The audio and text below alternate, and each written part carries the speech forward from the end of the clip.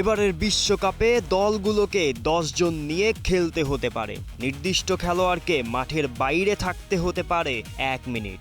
যে কোনো সময় নিজেদের গোল কিক হয়ে যেতে পারে প্রতিপক্ষের কর্নার কিক। 2026 বিশ্বকাপকে সামনে রেখে ফুটবলের নিয়ম কানুনে এমন অনেক বড় পরিবর্তন এনেছে ফিফা। নতুন নিয়ম অনুযায়ী কোনো খেলোয়াড় থ্রো ইন নিতে 5 সেকেন্ডের বেশি সময় নিলে বল চলে যেতে পারে প্রতিপক্ষের দখলে। একইভাবে গোল কিক নেওয়ার ক্ষেত্রেও 5 সেকেন্ডের সীমা অতিক্রম করলে প্রতিপক্ষ দল পেতে পারে কর্নার কিক। বদলি হওয়া খেলোয়াড়কেও 10 সেকেন্ডের মধ্যে সাইডলাইনের নিকটতম স্থান দিয়ে মাঠ ছাড়তে হবে।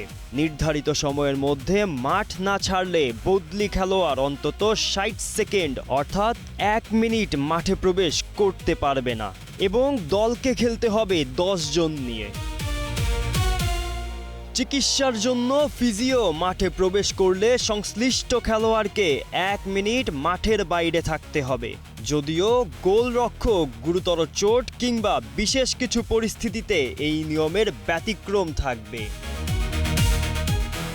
শুধু তাই নয়, প্রতিপক্ষের সঙ্গে উত্তেজনাপূর্ণ পরিস্থিতিতে মুখ ঢেকে কথা বললে শাস্তির বিধান রয়েছে। পাশাপাশি VAR এর ক্ষমতাও বাড়ানো হয়েছে।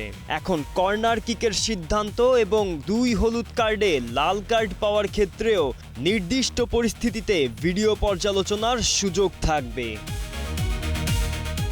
বিশ্বকাপের মাত্র কয়েকদিন আগে ঘোষিত এসব নিয়ম মাঠের খেলায় কী ধরনের প্রভাব ফেলে তা নিয়েই এখন ফুটবল বিশ্বে চলছে ব্যাপক আলোচনা। বিশেষজ্ঞদের মতে এসব পরিবর্তন খেলার গতি ও স্বচ্ছতা বাড়াতে গুরুত্বপূর্ণ ভূমিকা রাখতে পারে। গোলাম মোর্শেদ, স্টার প্লে।